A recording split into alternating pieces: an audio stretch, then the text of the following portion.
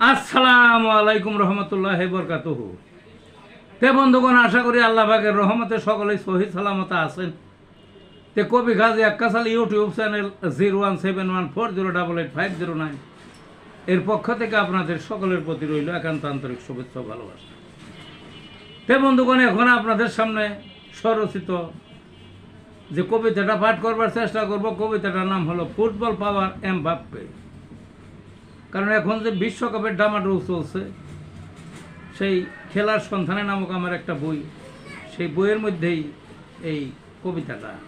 মানে এমবাপ্পে, যারা ফুটবলের ন্যূনতম খোঁজ খবর রাখেন তারা এমবাপ্পে নামটা শুনছেন। ফরাসি খেলোয়াড়, অসাধারণ। এই যে পর্যন্ত ফরাসি যে 2টা খেলা গেল না, 2টা খেলায় 2 গোল করে দিয়েছে। তো বাঘের মতো তার বলের উপর আধিপত্য, বুঝলেন না? গত বিশ্বকাপে দেখা গেল ফাইনালের দিন আর্জেন্টিনা 2-0 গোলে এগিয়ে গেল।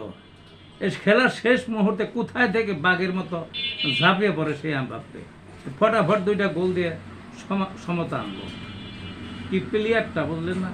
মাঠে এত দৌড়ায়, এত দৌড়ানোর মতো প্লেয়ার, মানে রেয়ার কেস যারে বলে আর কি, বুঝলেন না?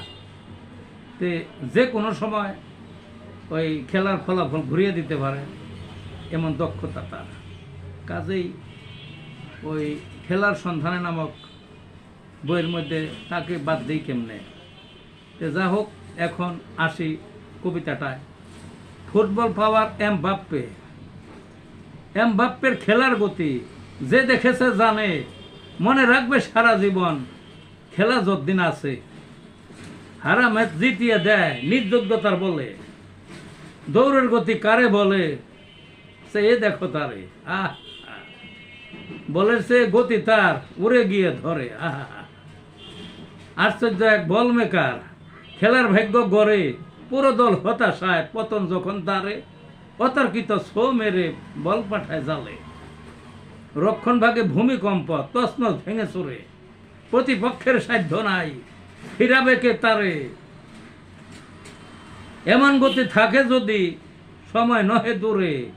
তাবৎ রেকর্ড ঘুরিয়ে দিয়ে গর্বে নতুন করে। বস্তির ছেলে হিরো হলো, সিও চেষ্টার বলে। এই ছিল বন্ধুগণ কবিতাটা। ভালো থাকুন।